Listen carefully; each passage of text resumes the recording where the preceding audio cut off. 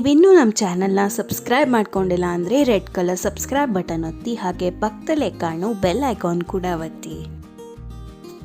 Hello friends, ನಾನಿವತ್ತು ನಿಮ್ಮೆಲ್ಲರಿಗೂ ಒಂದು 10 ನಿಮಿಷದಲ್ಲಿ ಮಕ್ಕಳಿಗೆ ಒಂದು ಬ್ರೇಕ್ಫಾಸ್ಟ್ ರೆಸಿಪಿಗೆ ಮಾಡಿಕೊಡ್ಬಹುದಾದಂಥ ತುಂಬಾ ರುಚಿಯಾದ, ತುಂಬಾ ಈಸಿಯಾಗಿ ಮಾಡ್ಕೋಬಹುದಾದಂಥ ಪೀಸ್ ಪಲಾವ್ನ ಮಾಡೋದು ಹೇಗೆ ಅಂತ ತೋರಿಸ್ಕೊಡ್ತಾ ಇದ್ದೀನಿ. ತುಂಬ ಮಾಡೋದಕ್ಕೆ ಸುಲಭ, ಹಾಗೆ ಇದಕ್ಕೆ ಏನಂದರೆ ಏನೂ ಮಸಾಲೆ ಬಳಸೋದಿಲ್ಲ. ತುಂಬ ರುಚಿಯಾಗಿರುತ್ತೆ, ಹಾಗೆ ಸಿಂಪಲಾಗಿ ಕೂಡ ಇರುತ್ತೆ. ಮಕ್ಕಳು ಕೂಡ ಒಂಚೂರು ಖಾರ ಅನ್ನೋದಿಲ್ಲ, ಮೆಣಸಿನ್ಕಾಯಿ ಅಂತೂ ಯೂಸೇ ಮಾಡೋದಿಲ್ಲ. ಮಕ್ಕಳಿಗಷ್ಟೇ ಅಲ್ಲ, ದೊಡ್ಡವ್ರು ಕೂಡ ತುಂಬಾ ಇಷ್ಟಪಟ್ಕೊಂಡು ತಿಂತಾರೆ. ಲಾಸ್ಟ್ ವಿಡಿಯೋದಲ್ಲಿ ತೋರಿಸಿರುವಂಥ ರಾಜ್ಮಾ ಮಸಾಲ ಬೆಸ್ಟ್ ಕಾಂಬಿನೇಷನ್ ಇದಕ್ಕೆ. ಹಾಗಾದರೆ ಸಿಂಪಲ್ ಆಗಿರುವಂಥ ಈ ಪೀಸ್ ಪಲಾವ್ ಮಾಡೋದು ಹೇಗೆ ಅಂತ ನೋಡ್ಕೊಳ್ಳೋಣ ಬನ್ನಿ.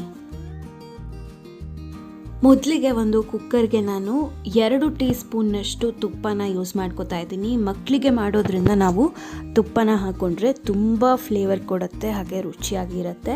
ಹಾಗೆ ಒಂದು 2 ಟೀ ಸ್ಪೂನ್ನಷ್ಟು ಎಣ್ಣೆ ಕೂಡ ಯೂಸ್ ಮಾಡ್ಕೋತಾ ಇದ್ದೀನಿ. ಬರೀ ತುಪ್ಪದಲ್ಲಿ ಮಾಡೋದಾದರೆ ಮಾಡಬಹುದು.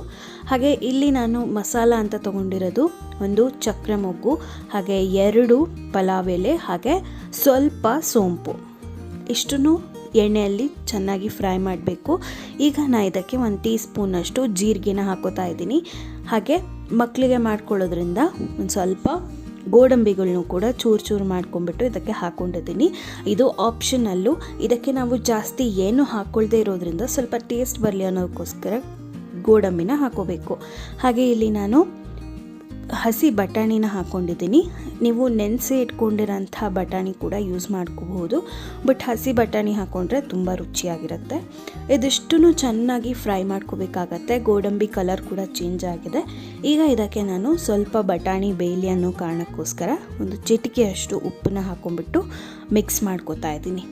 ಇದಿಷ್ಟನ್ನು ಮಿಕ್ಸ್ ಮಾಡ್ಕೊಂಡಿದ್ದಾದಮೇಲೆ ಇದಕ್ಕೆ ನಾನು ವಾಶ್ ಮಾಡಿ ಇಟ್ಕೊಂಡಿರೋಂಥ 3 ಕಪ್ನಷ್ಟು, ಈ ಕಪ್ಪಲ್ಲಿ 3 ಕಪ್ನಷ್ಟು ನಾನು ಬಾಸ್ಮತಿ ರೈಸ್ನ ತೊಗೊಂಡಿದ್ದೀನಿ. 3 ಕಪ್ನಷ್ಟು ಅಕ್ಕಿನ ಹಾಕೋತಾ ಇದ್ದೀನಿ. 1ಕ್ಕೆ 1.5 ಕಪ್ನಂತೆ ಅಳತೆಗೆ ನೀರನ್ನು ಹಾಕೋಬೇಕಾಗತ್ತೆ. ನೀರನ್ನು ಹಾಕೊಳ್ಳೋದಕ್ಕಿಂತ ಮುಂಚೆ ತುಂಬ ಚೆನ್ನಾಗಿ ಆ ಎಣ್ಣೆ ಹಾಗೆ ತುಪ್ಪದಲ್ಲಿ ಅಕ್ಕಿನ ತುಂಬ ಚೆನ್ನಾಗಿ ಫ್ರೈ ಮಾಡ್ಕೋಬೇಕಾಗತ್ತೆ. ನೀವು ಎಷ್ಟು ಚೆನ್ನಾಗಿ ಫ್ರೈ ಮಾಡ್ತೀರೋ ಅಷ್ಟು ಉದ್ರಾಗಿ ನಿಮ್ಮ ಪಲಾವು ರೆಡಿ ಆಗುತ್ತೆ.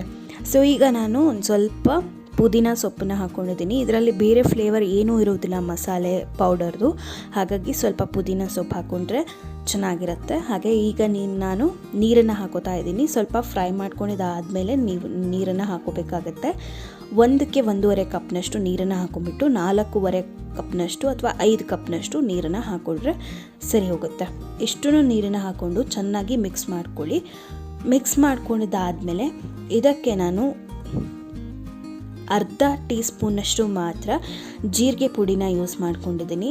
ಈ ಜೀರಿಗೆ ಪುಡಿ ಯೂಸ್ ಮಾಡ್ಕೊಳ್ಳೋದ್ರಿಂದ ತುಂಬ ಚೆನ್ನಾಗಿ ಟೇಸ್ಟಿಯಾಗಿ ಇರುತ್ತೆ. ತುಂಬ ಸಪ್ಪೆ ಅಂತ ಅನಿಸೋದಿಲ್ಲ ಆ ಪಲಾವ್ ತಿನ್ನಬೇಕಾದ್ರೆ. ಹಾಗಾಗಿ ಒಂದು ಅರ್ಧ ಟೀ ಸ್ಪೂನಷ್ಟು ಹಾಕ್ಕೊಂಡ್ರೆ ಸಾಕಾಗುತ್ತೆ. ಈಗ ನಾನು ಇದಕ್ಕೆ ರುಚಿಗೆ ತಕ್ಕಷ್ಟು ಉಪ್ಪನ್ನ ಆ್ಯಡ್ ಮಾಡ್ಕೋತಾ ಇದ್ದೀನಿ. ಬಟಾಣಿ ಸ್ವಲ್ಪ ಬೇಯಲಿ ಅನ್ನೋ ಕಾರಣಕ್ಕೋಸ್ಕರ ಒಂದು ಚಿಟಿಕೆ ಅಷ್ಟು ಹಾಕ್ಕೊಂಡಿದ್ದೆ. ಸೊ ಈಗ ಹಾಕ್ಕೊಳ್ಳುವಾಗ ಸ್ವಲ್ಪ ನೋಡ್ಕೊಂಡ್ಬಿಟ್ಟು ಉಪ್ಪನ್ನ ಹಾಕ್ಕೊಳ್ಳಿ. ಇದಿಷ್ಟು ಚೆನ್ನಾಗಿ ಮಿಕ್ಸ್ ಮಾಡಿಕೊಂಡು ಲಾಸ್ಟಲ್ಲಿ ಇದು ಕುದಿಯುವಾಗ ಸಣ್ಣದಾಗಿ ಹೆಚ್ಚಿಟ್ಕೊಂಡಿರೋಂಥ ಕೊತ್ತಂಬರಿ ಸೊಪ್ಪನ್ನ ಹಾಕ್ಕೊಳ್ಳಿ.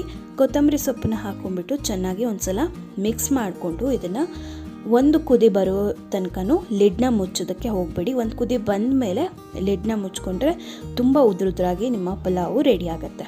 ಸೊ ಈಗ ಒಂದು ಕುದಿ ಬರೋದಕ್ಕೆ ಸ್ಟಾರ್ಟ್ ಆಗಿದೆ. ಈಗ ನಾನು ಲಿಡ್ನ ಮುಚ್ಚಿಬಿಟ್ಟು 1 ಅಥವಾ 2 ವಿಷಲ್ಸ್ನ ತೊಗೋತೀನಿ. ಸಾಮಾನ್ಯವಾಗಿ ತರಕಾರಿ ಹಾಕ್ಕೊಂಡ್ರೆ 2 ವಿಷಲ್ ತೊಗೊಳ್ಳಿ, ಇಲ್ಲ 1 ವಿಷಲ್ಗೆ ಸಾಕಾಗುತ್ತೆ.